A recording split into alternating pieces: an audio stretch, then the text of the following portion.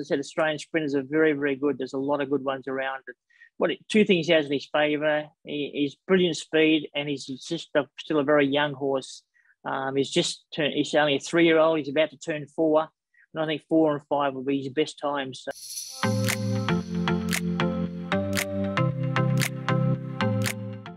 For the Everest Connections, I'm AP Harold. Today's very special guest is a revered Australian trainer who, since 2014, has teamed with his son Paul to form one of the world's most formidable barns. This former jockey has trained Golden Slipper winner Capitalist, dual Group 1 winners Russian Revolution and King's Legacy, Wild Ruler, Pride of Dubai, Invader, and Shooting to Win.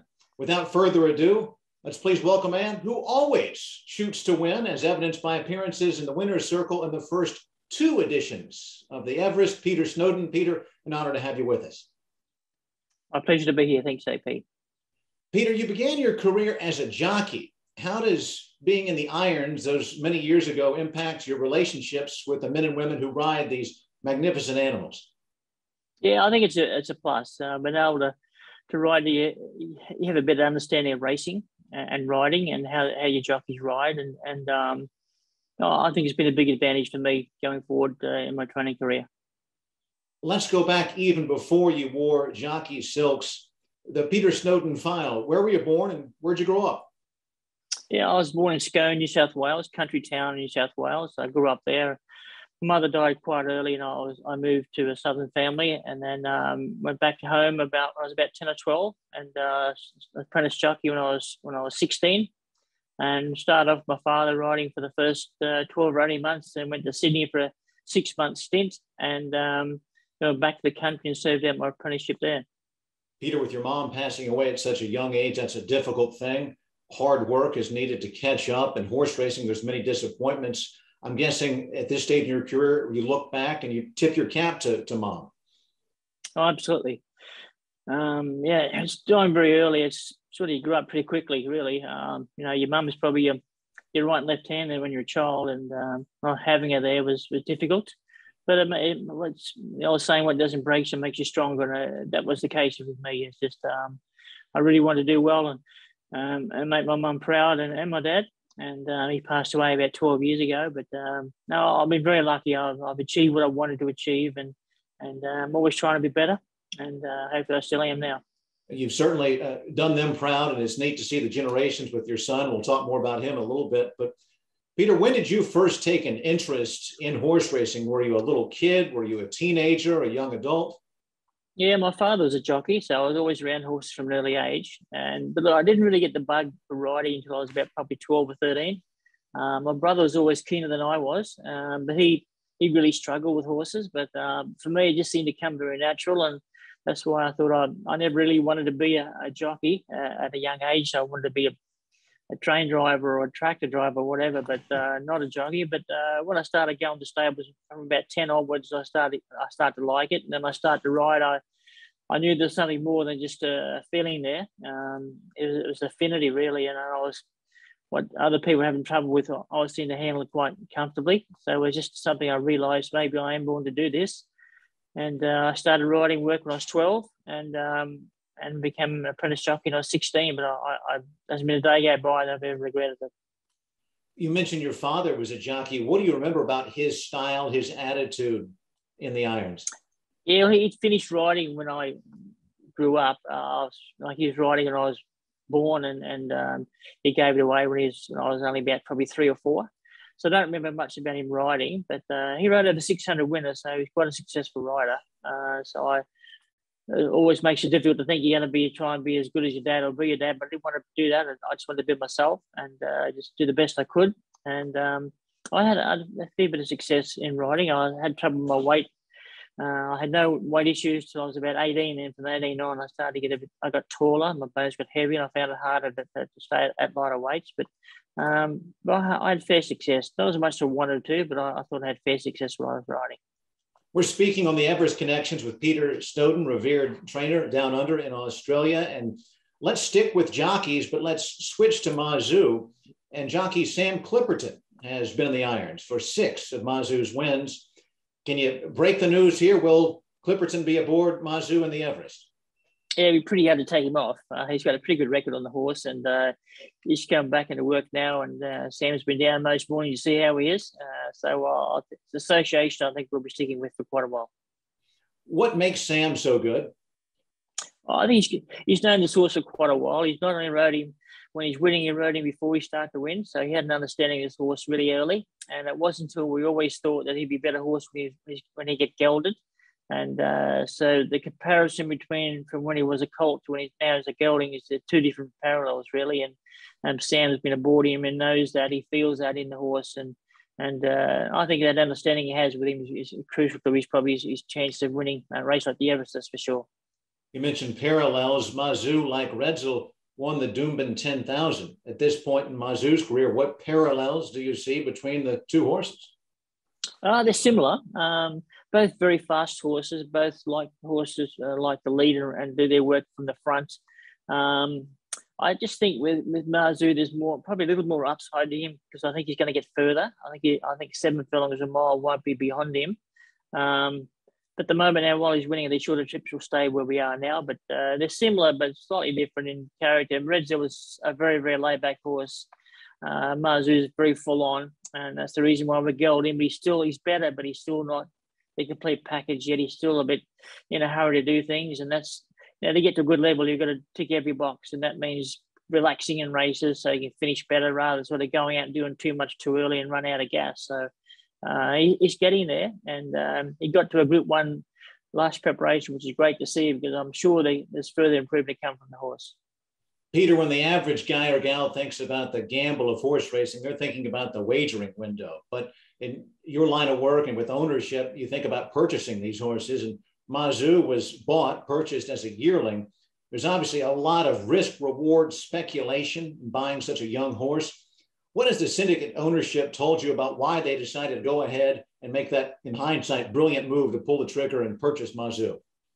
He was a cheap buy, really, in comparison to yearlings nowadays. 120,000, I think he was, which is it's a lower end of the market. The people that bought this bloke, Triple Crown, they're the syndicators we train mostly for. They're good guys. They do a lot of research and a lot of do line breeding and niches and things at work. And with Maurice being such a fantastic racehorse, it was no surprise to see or take a punt with the first season he was at the time when they bought him, first season sire. But he's a good, nice, athletic individual with a good female pedigree to him, but also very strong through the Maurice line. And we're quite keen on him because we all spoke about him that he's such a fantastic horse. And the Japanese horses, the stallions there, I think they're superior to anywhere because they're just the standard stud. They got to tick every box. They can't have wind issues or bleeding issues. They've got to be 100% sound and be multiple Group 1 winners. And that's what this horse was. He was a very, very good horse. So there's no surprise to see what he's doing here in Australia for sure. Our guest on the Everest Connections is revered Australian trainer Peter Snowden. Appreciate him being with us. And the world has become in many ways a smaller place with the internet and cell phones and air travel, but it's still a big place. Mazu, of course, has Japanese bloodlines. Have you given any thought to the possibility, if the right opportunity arose, to taking him to race in the land of the rising sun? There's been no rising sun for us. We're happy to stay here. Prize money here in Australia is fantastic. And look, you're right. The world is getting a smaller place now because Australian horses are visiting overseas. As overseas horses coming to Australia now, it's a common occurrence now. So one thing was just a pie in the sky dream. Now it's a reality, and more often than not, it's done. But this particular horse, he'll stay here. There's the sprinting races here in Australia are second to none. They're the best horses and the best prize money in the world. So, and being a gelding too, he's got nothing to prove. He isn't going to make a name for himself at the start or anything. He's just a racehorse that's going to enjoy racing here. It sounds like that's a Japanese import that's going to stay down under for the time being. Peter, Mazu's current campaign is certainly impressive. He takes what he's given and he wins. He's stalked and pounced. He's been driven up the rail and closed in company to get up. His versatility, how rare is that trait? Oh, it's good to have. Being able to ride him from the front or the back is a big thing. And now he's going to get up in class, which it's very, very difficult. As I said, Australian sprinters are very, very good. There's a lot of good ones around. two things he has in his favour. He's brilliant speed, and he's just still a very young horse. He's only a 3-year-old. He's about to turn 4, and I think 4 and 5 will be his best times. Sprinters don't last long at the top. It's very hard to stay competitive at an older age for sprinters, because it's all pure power, and it's very taxing on the horses. But this guy, I think his 4 and 5-year-old time will be his best time. Peter, of course, the Everest obviously is a sprint. How does training a horse for 1,200 meters differ from the longer races? Oh, it's different. It's shorter, sharper work. But they're two different things, really. It's this bloke is just a sheer sprinter. I said earlier he might stretch out to a mile. I'll say that because the more this horse relaxes, the better he's going to get, the more he's going to run. And I think he's showing signs of that now. But I'm sure later on, I think up to a mile shouldn't be a problem to him. Peter, you've been around the sport of kings for a long time, 3 generations at least in your family, but the selling of 12 slots for a race, that's unusual, if not unique. Is this something you'd like to see with premier races of other distances, be it in Australia or other nations? I think it's a good concept here. I think it's very good.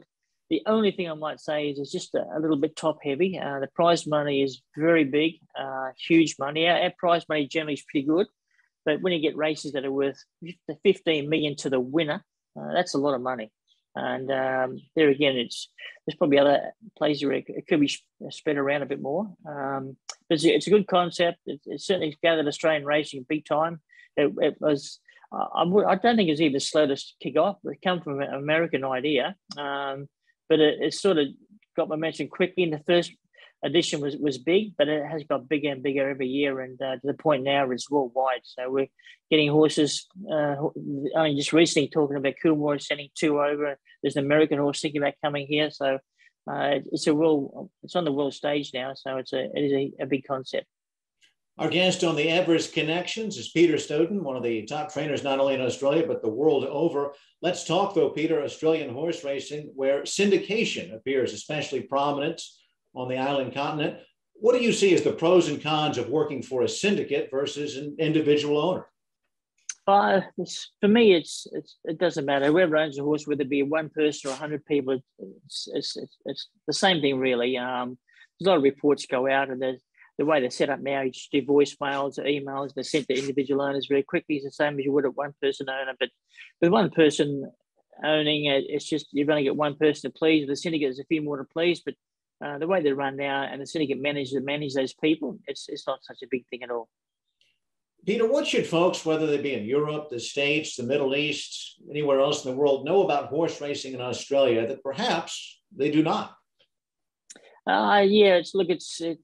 It's getting big now. With racing now, it's worldwide. You pick up every day on TV, there's races somewhere. On the Sky channels, they're broadcasting 24/7. Ladbrokes, they're big at promoting racing and with bookmaking, and you see races replayed everywhere. It's very hard to go out a day without seeing a race somewhere in any country, whether it be we get Japanese racing here, we get English, Irish racing, American racing. It's every continent. It's wall to wall. So I think Australia's right up there. The turnout is always huge. So I think it's well recognised and well received. And the further proof to that is just the latest meeting out in England. One of their best sprinters went over there and won over there. So when you showcase Australian horses go overseas and win, it's always a big plus.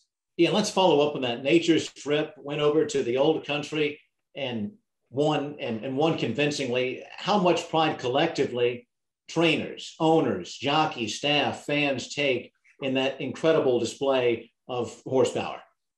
Yeah, no, it's a big thing to take a horse that far overseas, but it also gives everyone in racing a kick to see the Australian horses win, just to show you just how strong they are. And that horse he's a good sprinter, but he's also 7-year-old. So to my way of thinking, he's been a good horse, but it's going to be very, very hard for him to keep racing at this top level. Peter, if you've got a horse, let's say in the U.S., Keeneland in Kentucky, and you want to take him to Royal Ascot, it's a long trip, but not nearly as long as shipping him from down under to Metro London. How does that impact the decision when it's so far away and so expensive and takes so much toll potentially on the horse? Yeah, no, it's a big gamble. The two horses that Chris Waller took this year, one was the horse that won, plus another one was a Coolmore horse, him being a colt. He's got residual value there if he can win in dual hemispheres. So that was there's a bit of reason of that. But for a gelding, and as I said, Mazu's a gelding, there's no real, for the amount of problems that can, like it's a 24-hour flight. That's a long time for a horse to be on their feet. It's very difficult for them. Not all horses handle it. Quite often they get travel sickness, which is a big problem when you get on the other side. So there's a lot of issues to take into account. It's not just going out there and running. There's a lot involved in it, as most people in racing do know.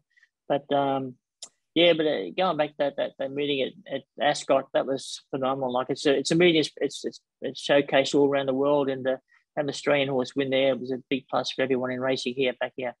It is a long flight. I think the only thing that encourages me is it's not quite as long as the original European settlers when they went from England to Botany Bay a few hundred years ago, huh? And mind you, when we go on a plane, we can go turn to the left and lay down all day. For a horse that goes there, he's got to stand up the whole way. So it's a lot harder for them. Peter, we'll get into some more of this in our next interview with you when we talk about Redzell, but I wanted to touch on, of course, horse racing is ultimately about people. The horses can't train one another, at least actively. And as the trainer, you're that middle guy between the jockey and ownership. What is your race day routine? At what point do you hand it over to the jockey and step back? When you put them on the enclosure, for me, I'm with them morning, during the day, at the races, settle them up. I meet them in enclosure. Once we leave the jock up, he takes over from there. But there's a lot of work goes on between that, and quite often the jockeys that ride our horses ride them work as well, so they know them. They don't just go to the race and get on them the first time. They quite often they know them from back home and during track work. So I think that's important. That local feel you get on riding them is a lot different to trying to tell someone for 15 minutes before they get on a horse how to ride a horse, but they've been on them and know the horse, how they work, how they feel. It's a lot easier conversation than trying to tell them right from the get-go from knowing nothing about the horse, never been on them before. So it's very beneficial if your riders do ride your horses in the track work. It's a big plus for the team. Yes, that you're a horse trainer. It's such an exotic job. What are some of the reactions folks have to that? Well, they'll ask for a tip. I always say the same thing. Work hard, be good to your mother. You can't lose. Those are good. And finally, Peter, for a young person, a boy or a girl who's looking to perhaps get into the sport of kings, maybe they're too big to be a jockey. They're not quite affluent enough yet to be an owner. They don't want to be a suit upstairs. They want to be a trainer. Could you give us some tips for some of the things they're going to need to do to give themselves a chance to compete in your wonderful sport? You got to love the sport more than anything else. It's not a job. It's never a job. It's a lifestyle. It's a way of life, and it has to be your way of life 24/7. It's just it's very intense. There's a lot of heartache. But if you really, really love something, you really want to get there, I'd say go for your life. But be prepared to. There's a lot of speed bumps along the way. But if you really like it, if you're really passionate about something, you go hard at it and you'll do well at it. Peter Snowden, thank you so much for your time. The Everest Connections, it was wonderful to have you. Folks, please stay tuned. We've got another interview coming up. You'll want to check with us as we will delve into the winner of the first two Everests, that's Redzell, and also talk a little bit about the family connection we learned in this interview about Peter's father, but Peter's son, Paul, is also a very important part of his team. Peter Snowden, thank you so much for joining us on the Everest Connections.